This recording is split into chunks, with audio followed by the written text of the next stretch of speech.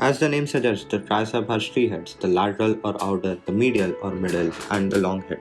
The long head originates in the scapula, and that's why it crosses the shoulder and can weakly contribute to shoulder extension, which is why if you're doing exercises such as the pullovers, your triceps will be sore the next day. I personally focus a lot of my tricep training on main heavy compound movements such as the bench press because they are so easy to progressively overload. And if I were to pick only one exercise for the triceps, this would be it. Because the triceps get activated to a major degree in the bench press, as we all know, progressive overload builds the muscle. So using this as your main movement makes the most sense. And unsurprisingly, heavier loads have showed more activation to tricep development. So relatively high weight should be used on this exercise, relatively 4 to 8 reps, which is not surprising to the fact that it has also contributed towards a lot of strength in my bench press overload. The more narrow the grip, the more tricep activation you will get. Research showed that shoulder width grip on the bench press showed the highest activation on the triceps while preventing injuries, but the closer the grip gets, the more tricep activation you will get. A palm width grip showed the highest activation of all, but I wouldn't suggest using this for a number of reasons such as limited range of motion and risking your wrist health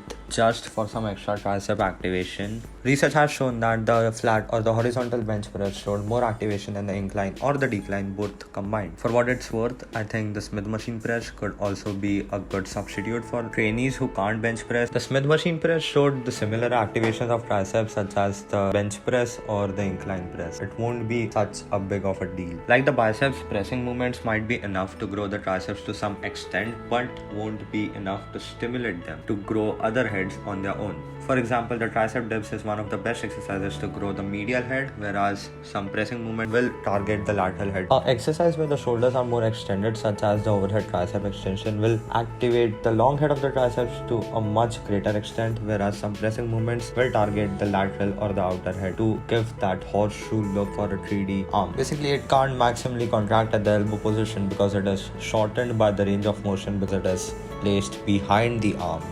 Since the lateral head doesn't cross the shoulder, it isn't affected by this position. However, if you lift the arms above your head, that is in the overhead position, that's when the long head comes into play, because now it's linked to the shoulder joint and can assist in elbow extension. Similarly, because of long head's contribution to shoulder adduction, you can get the long head to contract more in either movement by tucking your elbows in instead of letting them flare out.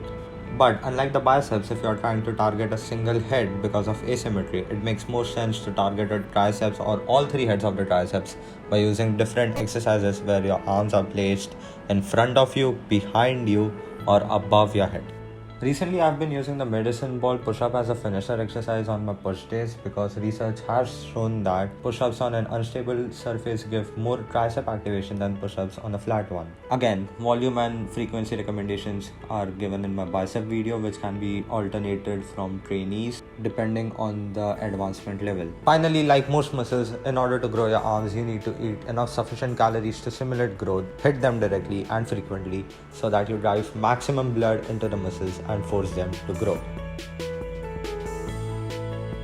What's going on, guys? In this video, I have taken all the research and studies which I have read and performed and put them together for you guys to target each and every head of your triceps effectively and maximize your tricep gains and take them to the next level. As the triceps cover 75% or more of your arms, I thought that it would be better to share it with you guys so that you get a bigger arm illusion. And these are the tricks which I have used to make my arms go from this to this. Like, my triceps have blown up completely. This was the second part of my How to Grow Your Arm series. If you're new to the channel, you can go and check my video which I uploaded last week on how to grow your biceps. Next week's video is going to be about how to grow 3D shoulders or 3D delts. But this was it for today's video, and I'll see you guys in the next one. But for those of us who are willing to work our asses off, to us I say success is honestly.